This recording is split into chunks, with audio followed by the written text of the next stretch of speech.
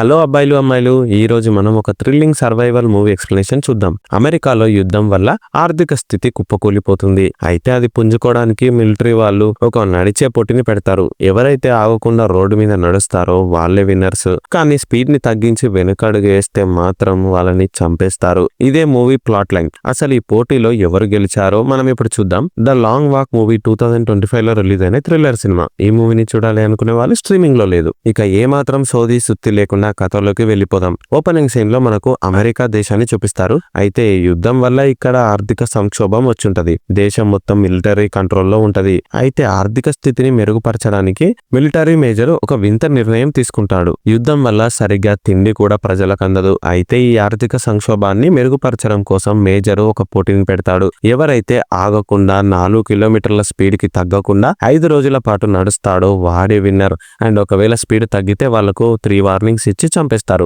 ఇవి పోటీలోని రూల్స్. అయితే ప్రతి ఇయర్ ఈ పోటీని నిర్వహిస్తుంటారు. కానీ ఈసారి రూల్స్ కాస్త స్ట్రిక్ట్ గా పెడతారు. ఈ పోటీలో గెలిచిన వాళ్లకు ఫేమ్ ఇంకా $100 మిలియన్ క్యాష్ ని గిఫ్ట్ గా ఇస్తారు. అండ్ ఏదైనా కోరిక కూడా కోరుకోవచ్చు. ఈ పోటీని టీవీలో లైవ్ లో ప్లే చేస్తారు. ఈ పోటీలో పాల్గొనడానికి ఇప్పుడు ప్రతి రాష్ట్రం నుండి 50 మంది యువకులు లాటరీ బేసిస్ మీద సెలెక్ట్ అయి ఉంటారు. ఒక్క హీరో మాత్రమే పోటీ జరిగే మెయిన్ రాష్ట్రం వాడు. అతని సొంత ప్లేస్ లోనే పోటీ జరుగుతుంటది. ఇప్పుడు ఇక హీరోని వాళ్ళ తల్లి జిన్ని పోటీ జరిగే ప్లేస్ కి కారులో తీసుకువస్తుంటది. అయితే ఈ పోటీలో హీరో పాల్గొనడానికి తల్లి ఏమాత్రం ఒప్పుకోదు. ప్రాణాలు పోతాయి. అందుకే వద్దు అని ఎంత చెప్పినా హీరో మాట వినడు. నా డిసిషన్ ఇది, నేనే తీసుకుంటా అని మొండి పట్టుపడతాడు. ఇప్పుడు ఇక స్పాట్ కి రీచ్ అయ్యాక తల్లి కొడుకుని గట్టిగా హక్ చేసుకుని బాయ్ చెప్తుంది. జిన్ని బోరుని ఏడుస్తుంది. హీరో ఇక ఇది చూసి తట్టుకోలేక ఫాస్ట్ గా పోటీలో జాయిన్ అవుతాడు. హీరో తన తోటి వాళ్ళని పరిచయం చేసుకుంటాడు. ముందు హీరోకి ఒక ఆఫ్రికన్ అబ్బాయి పీటర్ పరిచయం అవుతాడు. ఇతను చాలా ఫ్రెండ్లీగా ఉంటాడు. తర్వాత మిగతా వాళ్ళు కూడా పరిచయం అవుతారు. వాళ్ళు ఎక్కడి నుండి వచ్చారో చెప్పుకుంటారు. కర్లీ అనే అబ్బాయి కూడా పోటీకి వచ్చుంటాడు. అతని ఏజ్ 18 ఇయర్స్ అని చెప్పి రిజిస్ట్రేషన్ చేయించుకొని ఉంటాడు. కానీ అతన్ని చూస్తే చాలా చిన్న ఏజ్ ఉన్నట్టు కనిపిస్తాడు. ఎందుకు అబద్ధం ఆడుతున్నావు, పైసల కోసం రిస్క్ చేస్తున్నావా అని అడిగితే వాడు ఏం ఆన్సర్ ఇవ్వడు. కట్ చేస్తే ఇప్పుడు మేజర్ వచ్చి పోటీదారులందరికీ మెడలో మెటల్ ట్యాగ్స్ ని వేస్తాడు. ఆ ట్యాగులలో క్యాండిడేట్ల సీరియల్ నెంబర్స్ ఉంటాయి. అలా 50 ట్యాగులను మేజర్ ఇస్తాడు. తర్వాత మేజర్ అందరిలో క్రీడా స్ఫూర్తిని పెంచడం కోసం స్పీచ్ నిస్తాడు. మన దేశము డెవలప్ అవడం కోసం ఈ పోటీ పెడుతున్నాం. ప్రతి ఇయర్ ఈ పోటీ జరిగిన తర్వాత మన దేశ వస్తువుల ఉత్పత్తి పెరుగుతుంది. మన దేశంలోని మనుషులు ఈ పోటీని చూసైనా బద్ధకాన్ని వీడి వాళ్ళు పని చేస్తారని చెప్తాడు. తర్వాత క్యాండిడేట్స్ అందరికి స్పీడోమీటర్స్ ని కూడా ఇస్తారు. 4 కిలోమీటర్స్ స్పీడ్ కన్నా తక్కువ అయితే 3 వార్నింగ్స్ ఇస్తారు. ఒకవేళ 10 సెకండ్స్ తర్వాత అయినా కూడా స్పీడ్ ఇంప్రూవ్ అవ్వకుంటే మీరు రేస్ నుండి డిస్క్వాలిఫై అవుతారు. అండ్ సడన్ గా రేస్ ట్రాక్ నుండి వెళ్లిపోయినా కూడా వార్నింగ్ లేకుండా చంపేస్తామని మేజర్ అంటాడు. అయితే 50 మందిలో ఒక్కడే విన్నర్ అవుతాడు. ఫినిష్ లైన్ అంటూ ఏమీ ఉండదు. చివరకు ఎవడైతే ప్రాణాలతో మిగిలి ఉంటాడో వాడే విన్నర్ అవుతాడు. ఇప్పుడు ఇక మేజర్ గాల్లోకి బుల్లెట్ ఫైరింగ్ చేసి రేస్ ని మొదలు పెడతాడు. అందరూ యువకులు సీరియస్ గా రోడ్డు మీద నడవటం స్టార్ట్ చేస్తారు.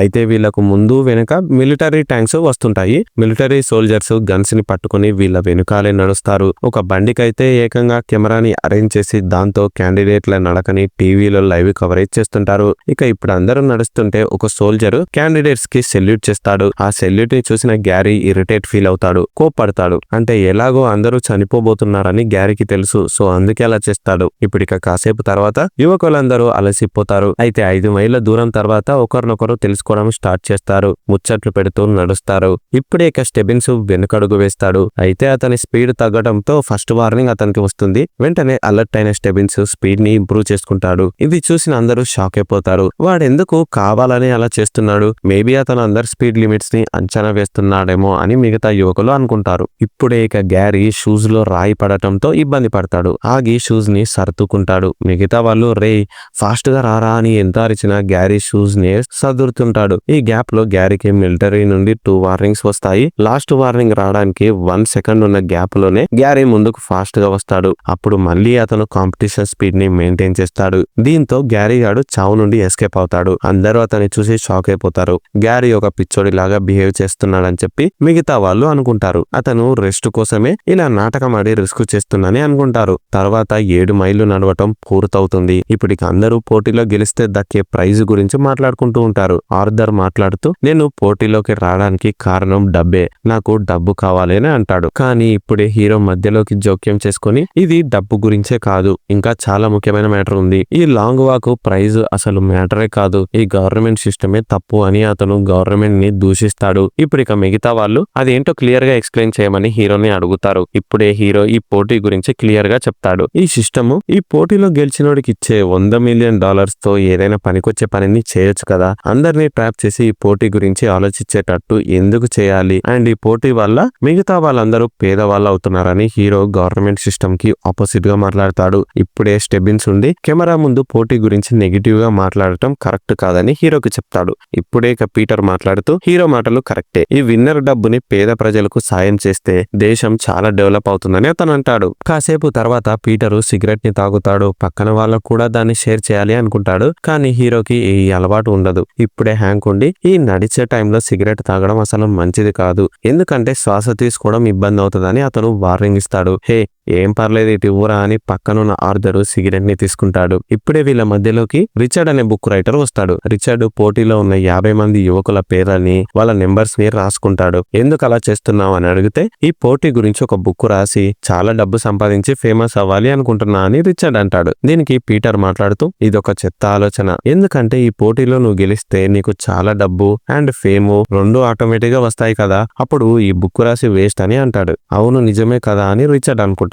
ఇప్పుడే సడన్ గా చిన్నపిల్లోడైన కర్లీ కాలి నొప్పితో అరుస్తాడు. అతనికి ఎక్కువ దూరం నడిచే అలవాటు లేనందువలన క్రాంప్స్ వస్తాయి. నొప్పిని భరించలేక కర్లీ కింద పడిపోతాడు. సో అతనికి మిలిటరీ వాళ్ళు వార్నింగ్స్ ఇస్తారు. లాస్ట్ వార్నింగ్ ఇచ్చాక మిలిటరీ వాళ్ళు షూట్ చేసే టైంలోనే ఫ్రాక్షన్ ఆఫ్ సెకండ్స్ లో హీరో ఇంకా పీటర్లు దగ్గరికి వచ్చి ఫాస్ట్ గా కర్లీని పైకి లేపి అతన్ని నడిపిస్తారు. హీరో కర్లీకి హెల్ప్ చేస్తాడు. అయినా కూడా కర్లీ నొప్పికి తట్టుకోలేకపోతాడు, కింద పడిపోతాడు. ఇప్పుడు ఇక 3 వార్నింగ్ల తర్వాత మిలిటరీ వాళ్ళు వచ్చి కర్లీ తలలోకి షూట్ చేసి చంపేస్తారు. ఇప్పుడు ఇక హీరో ఈ విజువల్ ని చూసి షాక్ అయిపోతాడు. ఈ షాక్ లో తన స్పీడ్ కూడా తగ్గిపోతుంది. దీంతో హీరోకి కూడా వార్నింగ్ వస్తుంది. ఇప్పుడే పీటర్ వచ్చి హీరోని ముందుకు లాగుతాడు. ఫాస్ట్ గా నడు అని గుర్తు చేస్తాడు. మళ్ళీ హీరో స్పీడ్ నార్మల్ అయిపోతుంది. వార్నింగ్ మాయమైపోతుంది. తర్వాత కాసేపటికి ట్యాంక్ నుండి మేజర్ బయటికి వచ్చి రోడ్ ని చూస్తాడు. మొదటగా చనిపోయిన కర్లీ గురించి అతను స్పీచ్ ఇస్తాడు. మనం కర్లీ చావుకి సైలెన్స్ ని పాటించాలి, అతని చావు దేశానికి గర్వకారణం అంటూ మిగతా క్యాండిడేట్స్ కి మోటివేషన్ ఇస్తాడు అతను. తర్వాత హీరో రిఫిల్ కోసం వాటర్ ని అడుగుతాడు. ఒక సోల్జర్ ట్యాంక్ లో ఉన్న నిండుగున్న వాటర్ బాటిల్ ని హీరోకి ఇస్తాడు. ఈ గ్యాప్ లో హీరో ఆ సోల్జర్ పట్టుకున్న గన్ని ముట్టుకుంటాడు. ఆ తుపాకీ బరువుని హీరో చెక్ చేస్తాడు. ఇప్పుడిక పీటరు అర్జెంట్ గా టాయిలెట్ వస్తుందని చెప్పి వెనుకకు మళ్ళీ రోడ్డు మీదనే మూత్ర విసర్జన చేస్తాడు.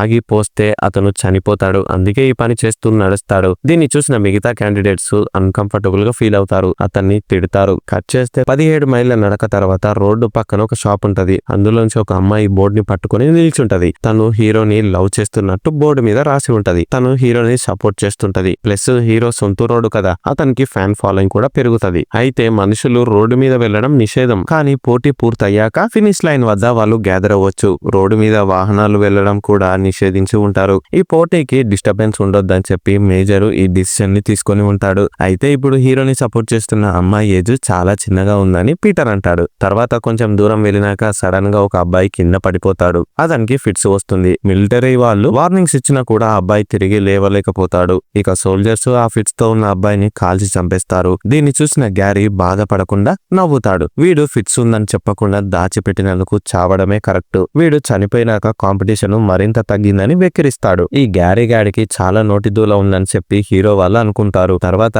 గ్యారీ ర్యాంక్ అని ఇంకో అబ్బాయిని కూడా ఎగతాళి చేయడం స్టార్ట్ చేస్తాడు. ర్యాంక్ యాక్చువల్ గా ఒక గేగా మారి ఉంటాడు. సో అతని పుట్టుకను ఉద్దేశించి గ్యారీ ఇప్పుడు చాలా గలీజ్ గా మాట్లాడతాడు. మొదట ర్యాంక్ గ్యారీని పట్టించుకోడు. అయినా కూడా వాడు ఊరికే గెలుపుకుంటూ ఉండటంతో ర్యాంక్ కి కోపం వస్తుంది. ర్యాంక్ తల్లిని కూడా గ్యారీ అవమానిస్తాడు. ఇక ఆవేశంతో ఉన్న ర్యాంక్ గ్యారీని కొట్టడానికి ట్రై చేస్తాడు. అలా 2-3 టైమ్స్ ట్రై చేసినా అతని పంచెస్ మిస్ అయి కింద పడిపోతాడు. ఇక ఎంత లేవమన్నా లేచి నడవకపోవడంతో సోల్జర్స్ ర్యాంక్ ను షూట్ చేసి చంపేస్తారు. ఒక అమాయకుడు తన వల్ల చనిపోయాడని చెప్పి అందరూ గ్యారీ గ్యారీని ఇప్పుడు తిడతారు. ఒక హంతకుడు మన దగ్గర ఉన్నాడని అందరూ అంటారు. గ్యారీ త్వరగా చనిపోతే బాగుండు, అతని పక్కన మనం నడవలేమని అందరూ అసహనాన్ని వ్యక్తం చేస్తారు. దీంతో గ్యారీ కూడా రిగ్రెట్ ఫీల్ అవుతాడు. అతని వల్లే ర్యాంకు చనిపోయాడని చెప్పి మనసులో బాధపడతాడు. కట్ చేస్తే తర్వాత ఒక క్యాండిడేట్ అర్జెంట్ గా వాష్రూమ్ వస్తుందని చెప్పి రోడ్డు సైడ్ కి వెళ్తాడు. రోడ్డు సైడ్ కి వెళ్లడంతో వార్నింగ్ ఇవ్వకుండానే సోల్జర్స్ అతన్ని షూట్ చేసి చంపేస్తారు. కట్ చేస్తే 35 మైళ్ళ నడక తర్వాత మొదటి రాత్రి వస్తుంది. ఇప్పుడిక మళ్ళీ మేజరు ట్యాంక్ బయటికి వచ్చి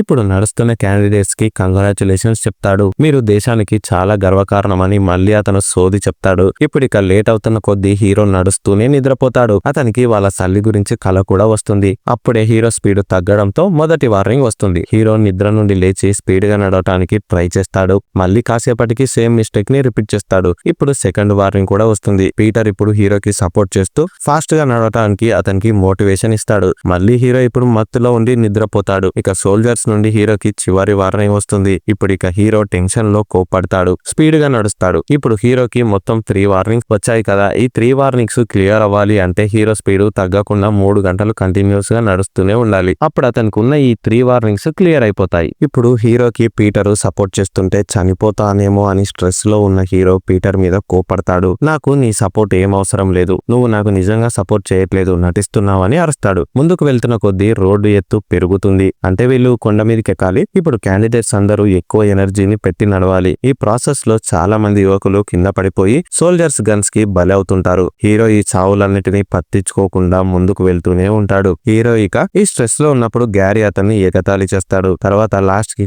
హీరో స్పీడ్ తగ్గి బుల్లెట్ కి బలయ్యే టైంలోనే పీటరు మళ్ళీ వచ్చి హీరోని సేవ్ చేస్తాడు. హీరోని స్పీడ్ గా ముందుకు లాక్కెళ్తాడు. పీటరు మళ్ళీ హీరోని సేవ్ చేస్తాడు. ఇప్పుడు ఇక హీరో ఇందాక తను అన్న మాటలకు పీటర్ కి సారీ చెప్తాడు. నెక్స్ట్ డే మార్నింగ్ ఇక యువకులు 59 మైళ్ళ దూరాన్ని కంప్లీట్ చేస్తారు. కానీ 50 మంది యువకులలో కేవలం ఇప్పుడు 18 మంది మాత్రమే మిగిలి ఉంటారు. హ్యాంక్ ఏమో మాట మాట్లాడకుండా చేతకాని వాడిలాగా నడుస్తూ ఉంటాడు. అయితే వాడు చక్కగా ఉన్నాడా లేడా చెక్ చేయడం కోసం పీటర్ ఇప్పుడు హ్యాంక్ ని పిలుస్తాడు. నేను బాగానే ఉన్నాను, మీరు చక్కగా నడవని ముందు అని హ్యాంక్ తిరిగి పీటర్ తో చెప్తాడు. ఇప్పుడు ఇక బుక్ రైటర్ రిచర్డ్ వెనకాల నుండి అరుస్తాడు. అతని కాళ్ళు మడత పడి కుంటుతూ నడుస్తుంటాడు. ఈ సీన్ చూడటానికి చాలా ఘోరంగా ఉంటది. హీరో ఇంకా పీటర్లు ఏం కాదు, మెల్లిగా నడువు, నువ్వు పక్క నడవగలవని అతని సపోర్ట్ చేస్తారు. అయినా కూడా రిచర్డ్ ఆ పని చేయలేకపోతాడు. ఏడుస్తూ అతను కింద పడిపోతాడు. ఇక సోల్జర్స్ అతన్ని షూట్ చేసి చంపేస్తారు. ఈ చావుని ఊర్లో రోడ్డు పక్కన నిల్చున్న 2 చిన్న పిల్లలు చూసి భయపడతారు. ఆర్దర్ ఆ పిల్లలతో ఇక్కడి నుండి వెళ్లిపోండి అంటాడు. కట్ చేస్తే 100 మైళ్ళ దూరం ని నడిచారనే ఉద్దేశంతో మేజర్ మళ్ళీ ట్యాంక్ నుండి లేచి అందరికి కంగ్రాచులేషన్స్ చెప్తాడు. ఇప్పుడు ఇక యువకులు మేజర్ ని దుర్భాషలాడి తిడతారు. అయినా కూడా మేజర్ ఏమనకుండా సైలెంట్ గా మళ్ళీ ట్యాంకులోకి వెళ్లిపోతాడు. ఇప్పుడిక ఒక యువకుడు సడన్ గా పక్కనున్న బిల్డింగ్ లోపలికి ఎస్కేప్ అవ్వాలని ట్రై చేస్తాడు. కానీ అతన్ని రెప్పపాటు సమయంలో సోల్జర్స్ కాల్చి చంపేస్తారు. తర్వాత ఇక హీరో ఇంకా అతని ఫ్రెండ్స్ విన్నర్ అయినాక అడిగే కోరిక గురించి మాట్లాడుకుంటూ ఉంటారు. పీటర్ ఏమో విన్నర్ ఒక్కడు కాకుండా 2 విన్నర్స్ ఉండి ఉంటే బాగుండని అంటాడు. హీరో ఏమో గవర్నమెంట్ సిస్టమ్ మారాలి అని కోరుకుంటాడు. కానీ మిగతా వాళ్ళు మనం ఎన్ని కోరికలు కోరుకున్నా సిస్టమ్ అసలు మారదు, ఇలాగే చెత్తగా ఉంటదని చెప్పి మేజర్ ని ఇంకా ఈ పోటీని తయారు చేసిన వాళ్ళ గురించి మాట్లాడుకుంటూ బూతులు తిడతారు. మళ్ళీ సెకండ్ నైట్ అవుతుంది. అప్పుడే భారీగా వర్షం కురుస్తుంది. హీరో ఇక మళ్ళీ టైర్డ్ అయిపోయి స్పీడ్ ని తగ్గిస్తాడు.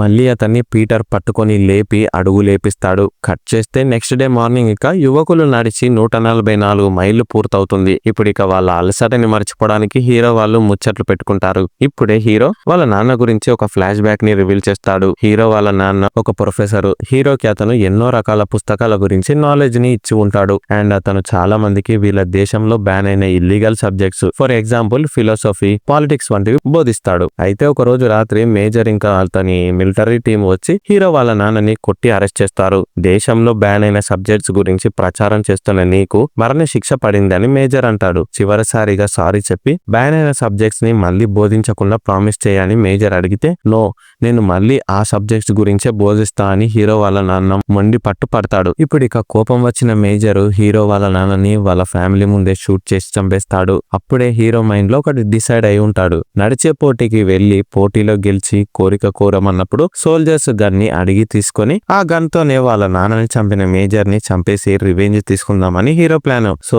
దీనికోసమే హీరో ఇప్పుడు పోటీలోకి వచ్చాడని పీటర్ తో మొత్తం కథ చెప్తాడు. దీన్ని సీక్రెట్ గా దాచుకో, ఎవరితో చెప్పకని హీరో అంటే సరే అని పీటర్ అంటాడు. హీరో స్టోరీ విన్న పీటర్ మైండ్ బ్లాక్ అయిపోతుంది. తర్వాత రోడ్డు పక్క ఉన్న ఫ్యామిలీ పోటీలోని యువకులను చూసి ఎంజాయ్ చేస్తుంటారు. వాళ్ళని హీరో చూసి తిడతాడు. మనం ఇక్కడ చావడానికి నడుస్తుంటే వారు చూసి ఎంజాయ్ చేయడం నాకు ఏమాత్రం నచ్చలేదని హీరో అంటాడు. దీనికి పీటర్ మాట్లాడుతూ వాళ్ళని మనం ఏమనలేం, ఎందుకంటే ఈ గవర్నమెంట్ సిస్టమే కదా వాళ్ళని అలా బాధితులుగా చేసింది. ఇంకా వాళ్ళు కూడా ఈ పోటీని చూసి అలా అలవాటు పడ్డారని హీరోతో అంటాడు. తర్వాత యువకుల నడక 170 మైళ్ళు పూర్తవుతుంది. ఇప్పటికి అందరూ అలసిపోవడం వల్ల ఎవరు మాట్లాడుకునే ఇంట్రెస్ట్ తో ఉండరు. ఇప్పుడే ఒక అతను నడవలేక అలసిపోయి కింద పడతాడు. సోల్జర్స్ చంపడానికి వస్తుంటే అతను ఎస్కేప్ అయి మిలిటరీ ట్యాంక్ ని ఎక్కడానికి ట్రై చేస్తాడు. కానీ ఏం లాభం, అతన్ని కూడా సోల్జర్స్ షూట్ చేసి చంపేస్తారు. అతని బాడీ ట్యాంక్ చక్రాల కింద పడి నుజ్జు నుజ్జు అవుతుంది. ఈ సీన్ ని చూసిన మరో యువకుడు మతి భ్రమించి ముందుకు పరిగెత్తుతాడు. బట్టలన్నీ విప్పి పిచ్చోడిలాగా బిహేవ్ చేస్తాడు.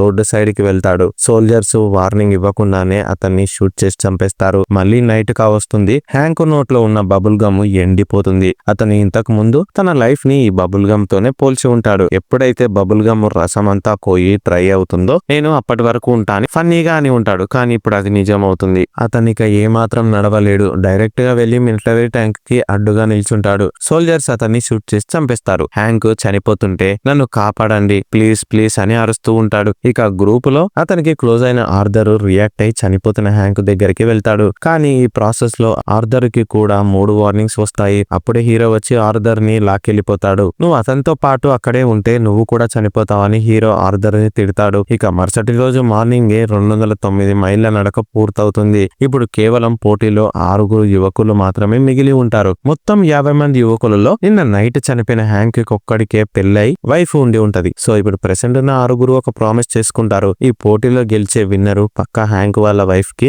డబ్బు సాయం చేయాలని డిసైడ్ అవుతారు. అయితే గ్యారీ వల్లే కదా ర్యాంక్ చనిపోయింది. సో పీటర్ ఈ అగ్రిమెంట్ లోకి గ్యారీని రానివ్వడు. కానీ గిల్టీ ఫీలింగ్ తో ఉన్న గ్యారీ అందరికి సారీ చెప్తాడు. నన్ను కూడా మీ అగ్రిమెంట్ లో జాయిన్ చేసుకోండి అని ఎంత రిక్వెస్ట్ చేసినా పీటర్ మాత్రం ఒప్పుకోడు. హే ఏం కాదులే లైట్, పీటర్ అలానే అంటాడని హీరో గ్యారీతో అంటాడు. సరే అని చెప్పి గ్యారీ లైట్ తీసుకున్న తన మనసులో ర్యాంక్ చనిపోవడానికి కారణం తనే అని గిల్ట్ ని క్యారీ చేస్తూ ఉంటాడు. ఈ ఫీలింగ్ అతన్ని ప్రశాంతంగా ఉండనివ్వదు. సో హీరో ఇంత చెప్తున్నా వినకుండా గ్యారీ ఇప్పుడు ఫోర్క్ తో తన గొంతులోకి గుచ్చుకొని చనిపోతాడు. ఇక సోల్జర్స్ వచ్చి మిగతా పనిని కంప్లీట్ చేస్తారు. 260 మైళ్ళ దూరం నడక తర్వాత మిగిలిన 5 మంది పాటలు పాడుకుంటూ ఎంజాయ్మెంట్ లో నడుస్తారు. మూడ్ ని పెంచడానికి వాళ్ళు ఈ పని చేస్తారు. తర్వాత రోజు మార్నింగ్ పోటీ మొదలై 5 రోజులు అవుతుంది. ఇప్పుడు ఇక హీరో వాళ్ళ ఊరి దగ్గరికి వస్తుంటాడు. మిగతా వాళ్ళు హీరోని చూసి అతను చాలా అదృష్టవంతుడు అంటారు. హీరో చివరిసారిగా వాళ్ళ తల్లిని చూసుకోవచ్చని వాళ్ళ ఒపీనియన్. కానీ ఇది లక్ కాదు, ఒక శాపమని. నేను ఈ సిచ్యుయేషన్ లో నా తల్లిని చూడలేనని హీరో అంటాడు. ఇక హీరో మొత్తానికి వాళ్ళ షాపు దగ్గరే నడుస్తుంటాడు. హీరో షూస్ పాడై చిరిగిపోతాయి. అతను మిగిలిన ఒక్క షూతోనే నడుస్తుంటే పీటర్ ఉండి వద్దు మిగిలిన షూని కూడా పడేయి, ఒక్క షూతోనే ఉంటే బ్యాలెన్స్ అవ్వక నువ్వు ఇబ్బంది పడతావు, నడవలేవని సలహా ఇస్తాడు. సో ఇప్పుడు హీరో కేవలం సాక్స్ తోనే నడుస్తాడు. రోడ్డు మీద ఉన్న రాళ్ల వల్ల హీరో కాళ్ళకి గాయాలై రక్తం కారుతుంటది. ఇప్పుడే హీరో తన తల్లిని చూస్తాడు. అతను తన తల్లిని చూసి బోర్న ఏడుస్తాడు. పోటీని మర్చిపోయి ఆమెని హక్ చేసుకుందామని రిటర్న్ వెళ్తాడు. కానీ వాళ్ళ తల్లి దీనికి ఒప్పుకోదు. ఎందుకంటే హీరో రిటర్న్ వస్తే అతని ప్రాణాలు పోయే ప్రమాదం ఉంది. అందుకే ఆ తల్లి మనసు విలవిల్లాడుతుంది. ఇక హీరోని మళ్ళీ పీటర్ వచ్చి ముందుకు లాకెళ్తాడు. మళ్ళీ పీటర్ హీరోని సేవ్ చేస్తాడు. నేను మా నాన్నలాగా బిహేవ్ చేసి తప్పు చేశాను. చనిపోయిన మా నాన్న కోసం బ్రతికి ఉన్న నా తల్లిని దూరం చేసుకుంటున్నాను. నేను పాపం చేశానని హీరో ఏడుస్తాడు. ఇక పీటరు ఇప్పుడే హీరోని ఓదారుస్తాడు. పీటర్ చిన్నప్పుడే యుద్ధంలో తన పేరెంట్స్ చనిపోయి అనాథగా పెరిగి ఉంటాడు. ఎక్కడ పడితే అక్కడ జీవించి పెద్దవాడయ్యాడు. చిన్నప్పుడు అతను బట్టలు లేకుండా ఊర్లో తిరిగి ఉంటాడు. బ్రతకడం కోసం పీటరు చాలా మందితో ఫైట్ చేసి సర్వైవ్ అయి ఉంటాడు. ఈ పోటీలో గనక పీటర్ గెలిస్తే వచ్చే డబ్బుని తనలాగా కష్టాలు పడుతున్న ఎంతో మంది అనాథలకు సాయం చేస్తా అని పీటర్ ఇప్పుడు హీరోతో చెప్తాడు. ఈ మాటలు విన్న హీరోకి పీటర్ మీద మంచి ఇంప్రెషన్ ఏర్పడుతుంది. కట్ చేస్తే కాసేపు నడక తర్వాత స్టెబిన్స్ ఒక మాట అంటాడు. ఇక మీద మనం ఒకరికొకరు హెల్ప్ చేసుకోకూడదు. మనము హెల్ప్ చేసుకుంటూ వెళ్తే ఈ నడక పూర్తి అవ్వదు. విన్నర్ కూడా ఫైనల్ అవ్వలేడు. టైం వేస్ట్ అవుతుందని అతను అతను పీటర్ ని ఉద్దేశించి మాట్లాడతాడు. ఎందుకంటే అతను ఎన్నోసార్లు హీరోని సేవ్ చేసి ఉంటాడు కదా, అందుకే స్టెబిన్స్ ఈ నిర్ణయం తీసుకుంటాడు. దీనికి అందరూ ఒప్పుకుంటారు. తర్వాత ఆర్థర్ ముక్కులోంచి రక్తం కారుతూ ఉంటది. అతను నడవలేకపోతాడు. ఇందాక తీసుకున్న మాట ప్రకారం ఎవరు కూడా ఆర్థర్ కి ఇప్పుడు హెల్ప్ చేయకూడదు. ఇప్పుడు ఇక కోహ్లీ అనే వాడికి కోపం వచ్చి పక్కన నడుస్తున్న సోల్జర్ నుండి గన్ని లాక్కుంటాడు. దాంతో అతను ఆ సోల్జర్ ని షూట్ చేసి చంపేస్తాడు. మిగతా సోల్జర్స్ కి గన్ని పాయింట్ చేస్తాడు. అప్పుడే ఇక కోహ్లీ ద్వారా థ్రెట్ ఉందని చెప్పి మిగతా సోల్జర్స్ వెనక నుండి వచ్చి కోహ్లీని షూట్ చేసి చంపేస్తారు. ఈ సీన్ ని చూసిన మిగతా యువకుల మైండ్ బ్లాక్ అయిపోతాయి. తర్వాత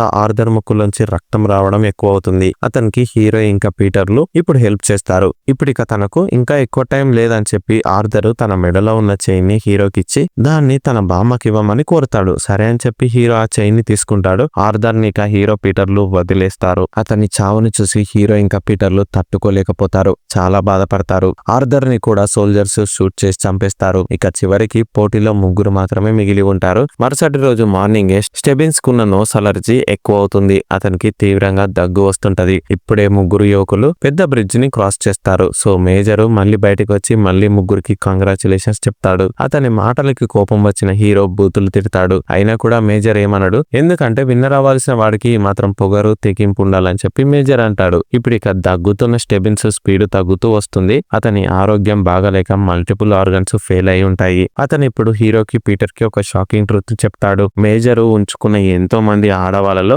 ఒక మహిళకు పుట్టిన వాడే ఈ స్టెబిన్స్. ఈ పోటీలో అతను గెలిస్తే మేజర్ కొడుకుగా తను జీవించాలన్న కోరిక ఉండేది. కానీ నా టైం అయిపోయిందని చెప్పి స్టెబిన్స్ ఇప్పుడు అంటాడు. అతను ఇంకా మాట్లాడుతూ హీరో ఇంకా పీటర్ల లాంటి మంచి వాళ్ళతో పోటీలో నడిచినందుకు గర్వంగా ఉందని, మీ ఇద్దరిలో ఎవరు విన్నర్ అయినా నాకు హ్యాపీయే అని స్టెబిన్స్ అంటాడు. ఇక స్టెబిన్స్ ఆగిపోయి నిల్చుంటాడు. అతన్ని సోల్జర్స్ షూట్ చేసి చంపేస్తారు. అతను మేజర్ కొడుకని ప్రపంచానికి తెలియకుండానే చనిపోయాడని చెప్పి హీరో ఇంకా పీటర్లు ఇప్పుడు బాధపడతారు. కట్ చేస్తే పోటీలో హీరో ఇంకా పీటర్లు మాత్రమే మిగిలి ఉంటారు. ముందుకు వెళ్తుంటే జనాలు ఎక్కువ అవుతుంటారు. ఈ ఇద్దరిలో విన్నర్ ఎవరవుతారబ్బా అని వాళ్ళు ఎక్సైటెడ్ గా వెయిట్ చేస్తూ ఉంటారు. హీరోకి చావులంటే భయం. కానీ పోటీలో చాలా చావులని చూసిన అతను ధైర్యం తెచ్చుకొని ఉంటాడు. ఇప్పుడు ఇక పీటరు పోటీలో ఆగిపోతాడు. దీనివల్ల హీరో పోటీలో విన్నర్ అయి తిరిగి తన తల్లిని అతను కలవచ్చు. అందుకే పీటరు హీరోని విన్నర్ చేయాలని చెప్పి సాక్రిఫైస్ చేస్తాడు. కానీ హీరో దీనికి ఒప్పుకోడు. అతను రిటర్న్ వచ్చి కింద ఉన్న పీటర్ ని లేపి ముందుకు తీసుకెళ్తుంటాడు. మనం ఇలాగే నడుద్దాం, పోటీ హెల్తీగా ఉండాలని చెప్పి హీరో పీటర్ తో అబద్ధం చెప్తాడు. పీటర్ ని మాటల్లో పెట్టి హీరో సీక్రెట్ గా వెనుకే ఉండిపోతాడు. దీనివల్ల అతనికి 3 వార్నింగ్లు వస్తాయి. సోల్జర్స్ హీరోని షూట్ చేసి చంపేస్తారు.